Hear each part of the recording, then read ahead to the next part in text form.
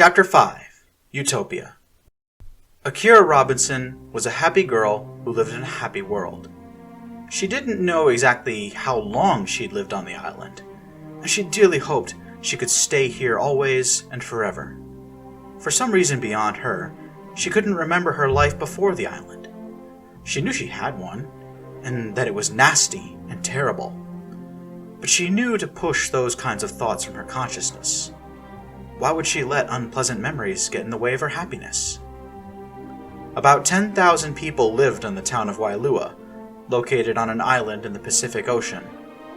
Unlike the rest of the world, this place was happy and safe and perfect in every way.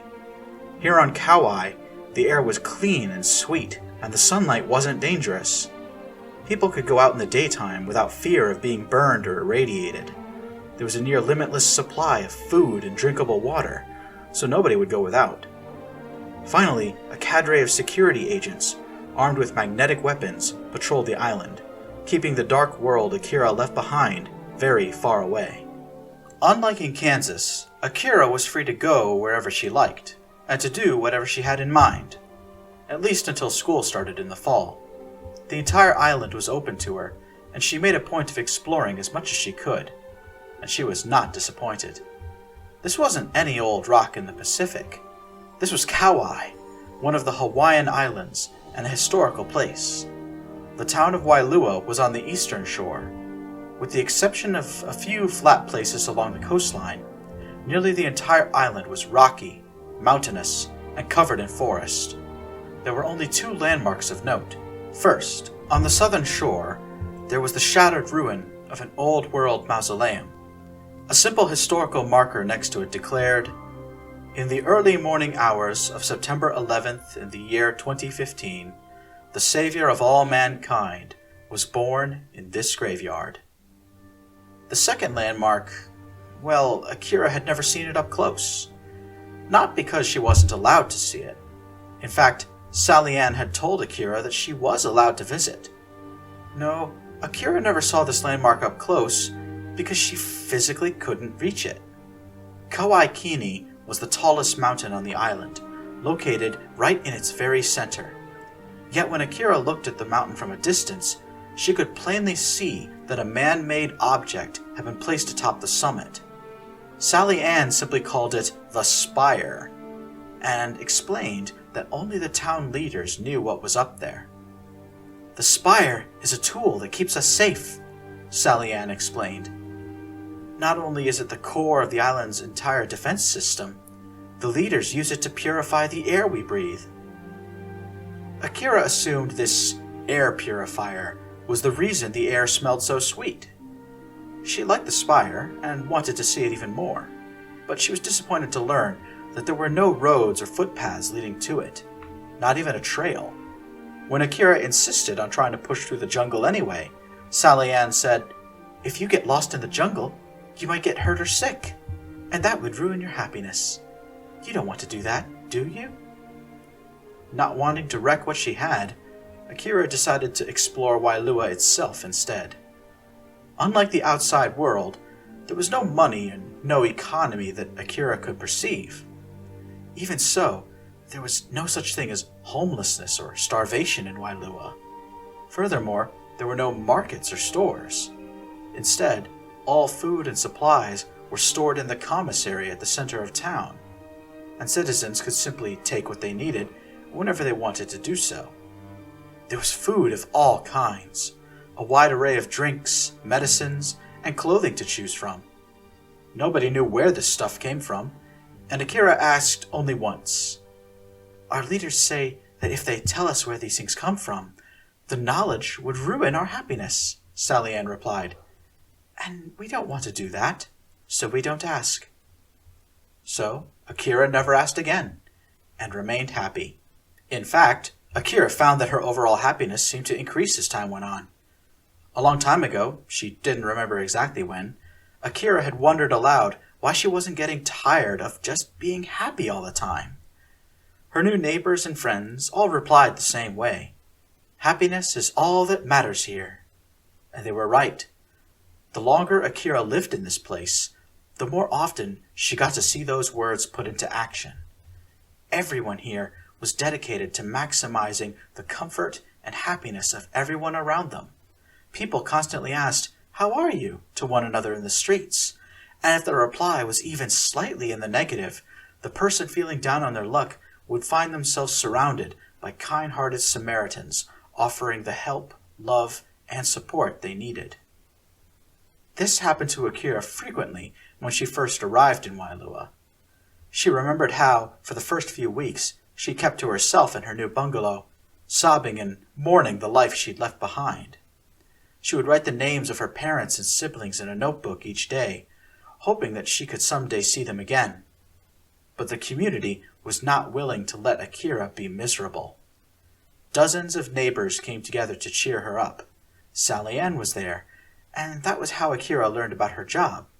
The young woman was a school teacher, and Akira would most likely be in her class when classes resumed in the fall. Whenever Akira tried to talk about how much she missed her family, Sally Ann would tell Akira to remember the truth of her own rescue. "Those people in Kansas were monsters," Sally Ann would say. "They were kidnappers and abusers." Early on, Akira would protest, try to insist that she remembered who her family was, but the others would correct her in a gentle way. "Take a deep breath and think," some of the men said. "Really try to remember now." "We all heard the story when von Unfall rescued you," Sally Ann continued. "He told us about those horrid ex-com people prostituting you and selling you to older men. I'm sure you must have blocked out all those terrible memories, and I want you to know there's nothing wrong with that. You were traumatized and hurt. It's perfectly fine if you don't remember what happened." Whenever she was prompted to do so, Akira took a deep breath of the delicious, sweet air that filled Wailua. She'd actually grown to enjoy the stuff, because she discovered it had a small effect on her. The sweet air was calming. It slowed down her thoughts, made it easier for Akira to understand and believe the things she was being told. It was a wonderful feeling. Over the course of the summer, Akira was able to process the trauma of her past and finally move on from it. She stopped writing the names of her former captors in a journal each day, and Sally Ann assured Akira that in no time she would forget them completely. "Who would want to remember such horrid people anyway?" she told Akira. Sally Ann was right. The memories were distant and vague now, but Akira could recall a few fragments of darker moments from her old life. 2 men had blackmailed her once. Akira couldn't remember the exact details, but Sally Ann was able to fill in the blanks. The details were disturbing.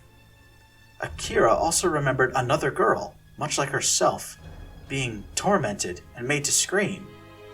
This time, Akira did not ask for details, but there was one memory in particular that haunted Akira like no other.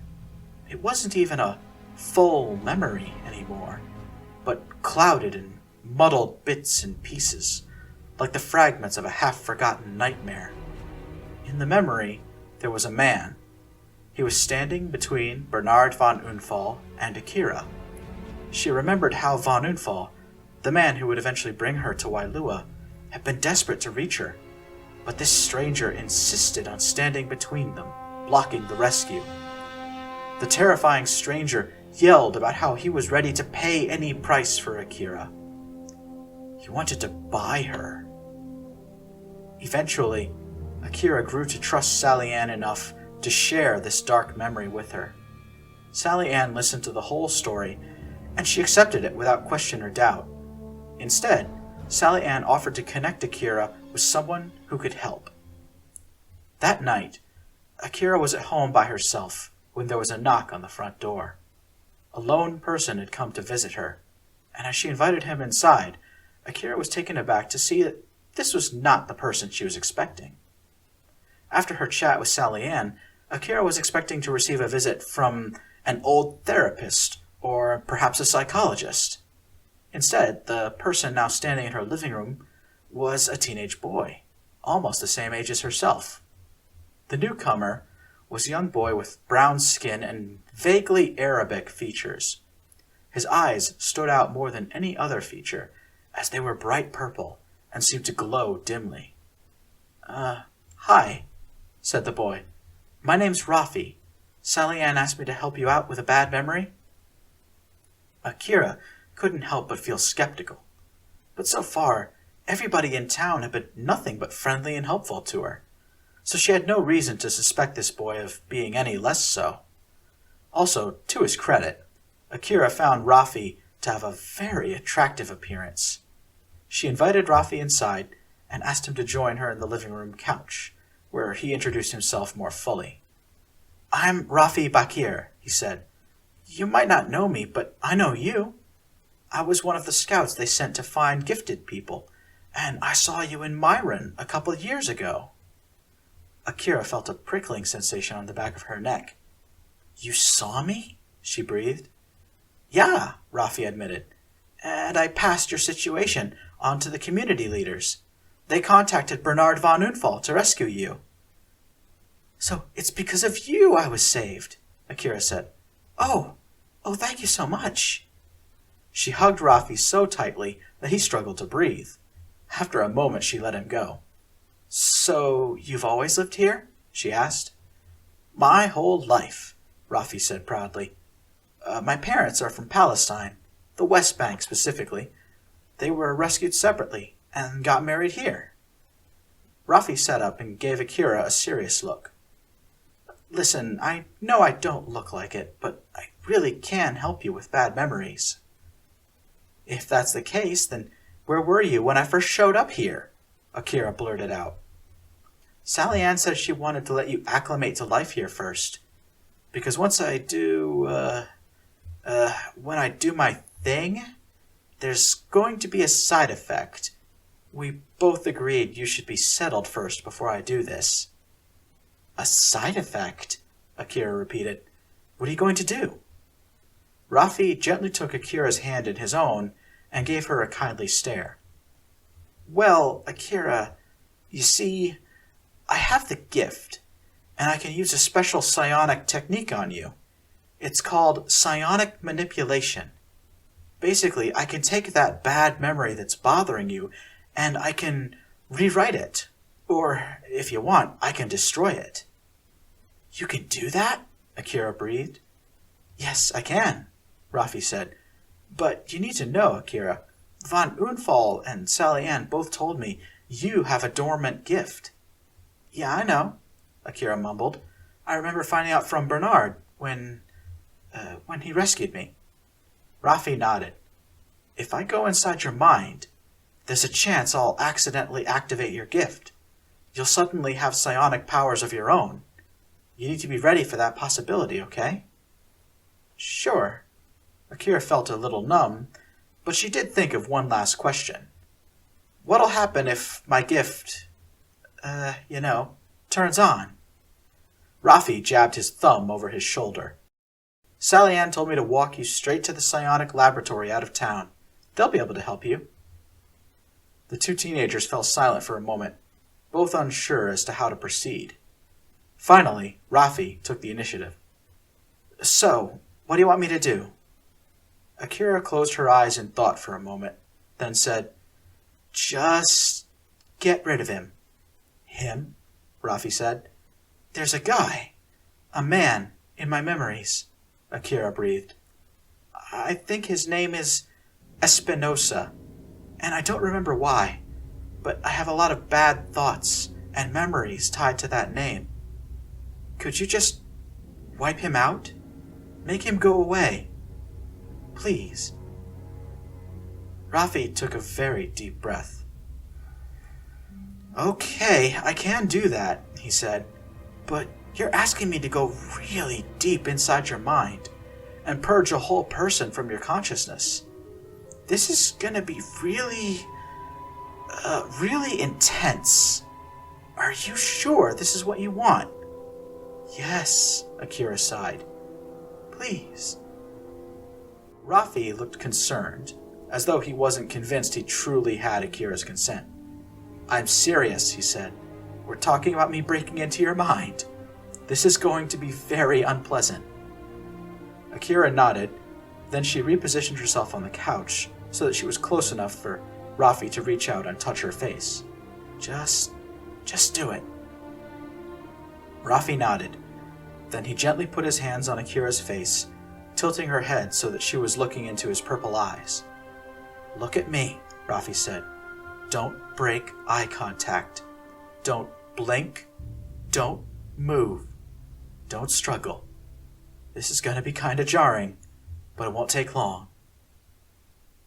Akira stared long and hard into Rafi's eyes, taking in all the colors and features to see. He slowly reached out with one hand and gently placed his fingertips on the side of Akira's head, just above her temple. The instant Rafi penetrated Akira's mind, the world around her suddenly stopped making sense, and she was plunged headfirst into a dream. The deepest and most vivid of dreams. The kind of vision she would only have in the late hours of sleep just before waking up. The first sensation Akira felt was bewilderment, followed by confusion. She completely lost track of where she was and how she got there. None of her senses seemed to be working properly, as sights and sounds collided and meshed with one another.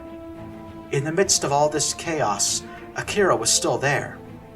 She could tell her body was still intact and unharmed, adrift in the middle of this swirling, roiling cacophony of shapeless color and formless shadow.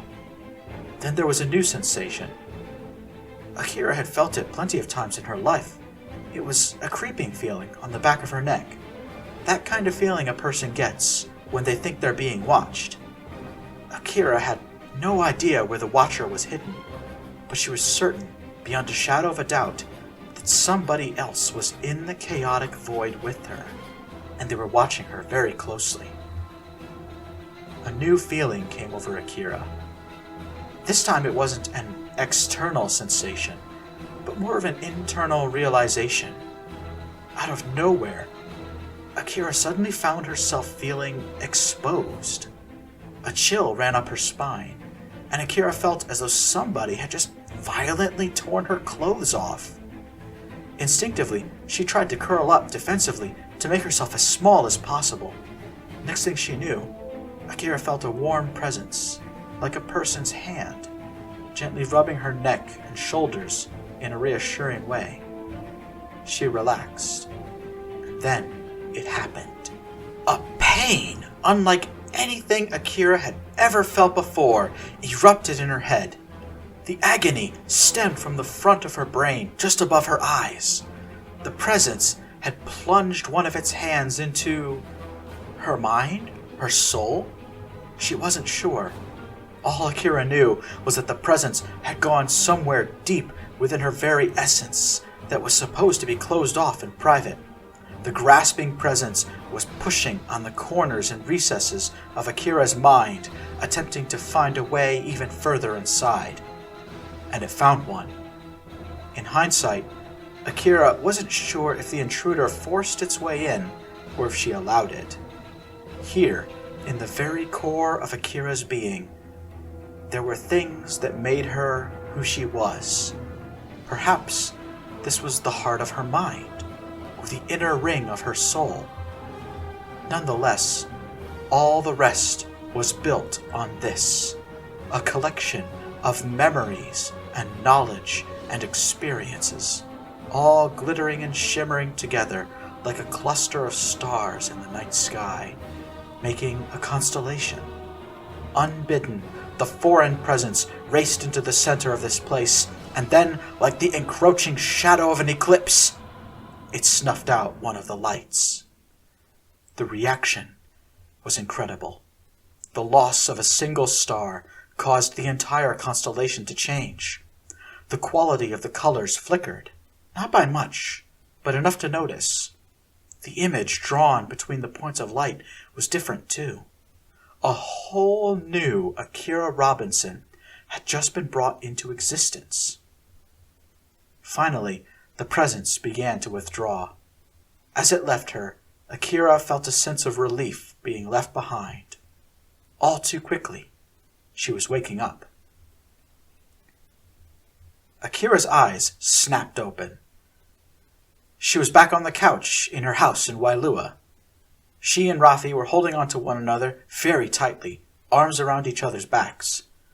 Both teenagers were sweating and panting as heavily as though they had just run a mile. Out of strength, Akira collapsed onto Rafi, pressing her face into his chest. "Oh no," Rafi gasped. "Are you okay?" I think I'm fine," Akira panted. Then she heard Rafi's voice again. "Oh no, I overdid it. She must be hurt." "I'm not hurt," Akira said. "Just a little worn out." Pause. Rafi's voice changed tone a little. "Akira, I didn't say anything." Akira looked up at Rafi so quickly that his chin hit the top of her head. "Wait, really?" she said. "Say that again?" "What? About how I didn't say—" No. Akira cut him off. "In your mind. Think it." Rafi's eyes widened, and a stream of thoughts raced through his mind, moving so slowly and loudly that Akira could perceive and understand them with no effort on her own part. Rafi was, as far as Akira could tell, going through a lot of emotions all at once. He was frightened that he'd overdone it and accidentally broken her mind.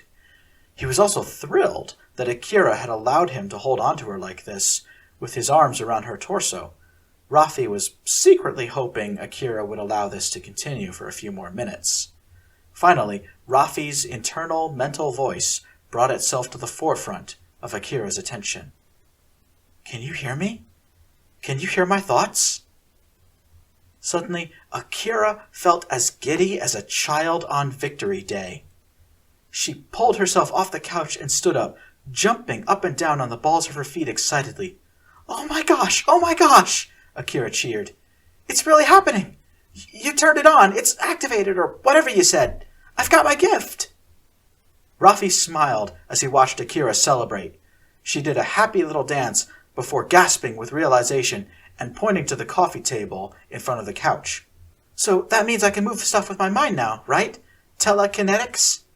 "Telekinesis," Rafi corrected her. "And no. Not right away, at least. You'll need training."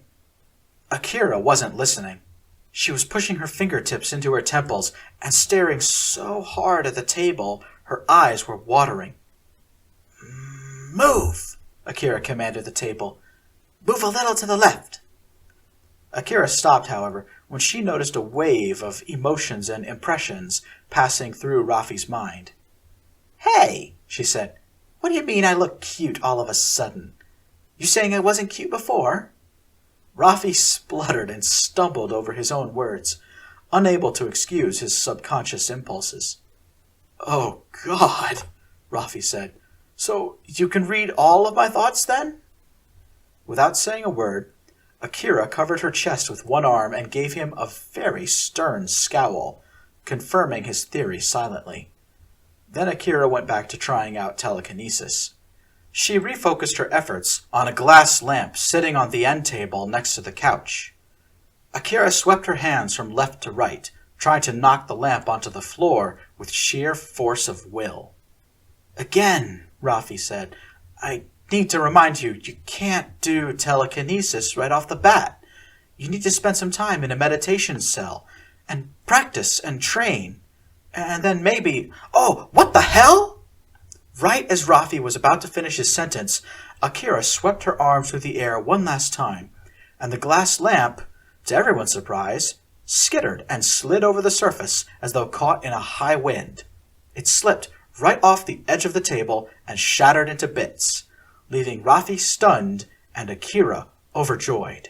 She jumped up and down, squealing with excitement. "Did you see that?" Akira cried. "Did you see?" "I did." Rafi was dumbfounded. Akira wrung her hands, expecting to see sparks or something flying out of her fingertips. Then she said, "So what happens now? Didn't you say I have to go to the psych lab or something like that?" The psionic laboratory, Rafi repeated. And don't worry, they're always open in case something like this happens. Put on your shoes, and I'll lead the way. Even though it was getting late at night, the pair stepped out of Akira's house and started to make their way north, towards the far side of Wailua. As they walked, Akira began to experience a phenomenon that happens to everyone when they first gain psionic powers. She started to uncontrollably read minds. Every time the duo passed another person on the street, Akira would get, whether she wanted to or not, completely unrestricted access to the other person's mind. As they walked through town, Akira's mind was filled with a messy clutter of hopes, aspirations, daydreams, fears, worries, fantasies, and paranoias. She suddenly became hyper-aware of every person who looked at her longer than a second.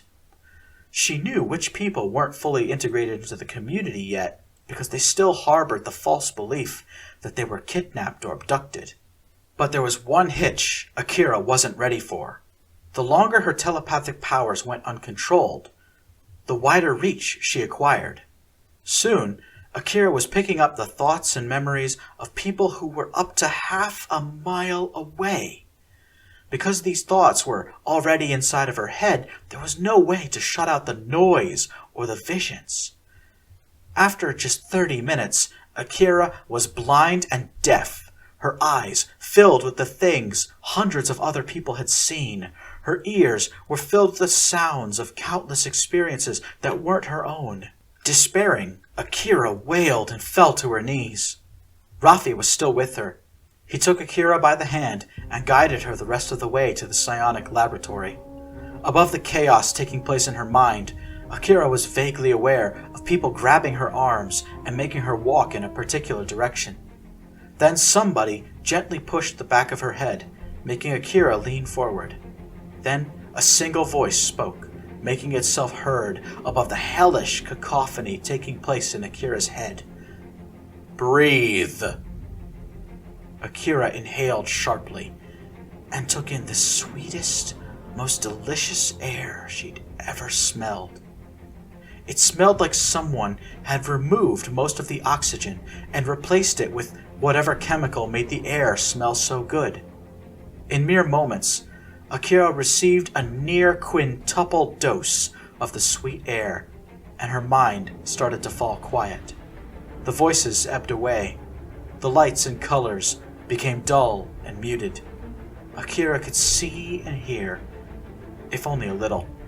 She was still reading minds uncontrollably, but those readings were no longer at the forefront of her consciousness. Now she could actually make out the person standing in front of her. A European woman with long gray hair and a narrow, pointed face regarded Akira for a moment before speaking in a half-French, half-German accent.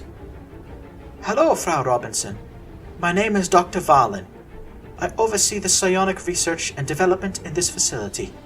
We are going to help you, but to do that, we need you to consent and cooperate with some procedures. Understand?" Akira nodded her head. Dr. Valen spoke to someone just out of Akira's line of sight. "Place the IV line in her left arm."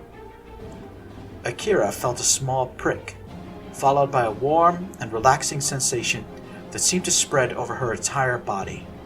Dr. Valen gently took Akira's head in her hand and looked the young girl in the eye. "Frau Robinson," she said, "you are being anesthetized. I want you to count backwards from 10, please. Start now." 10, Akira said slowly, her voice getting groggier and groggier. 9, 8, 7...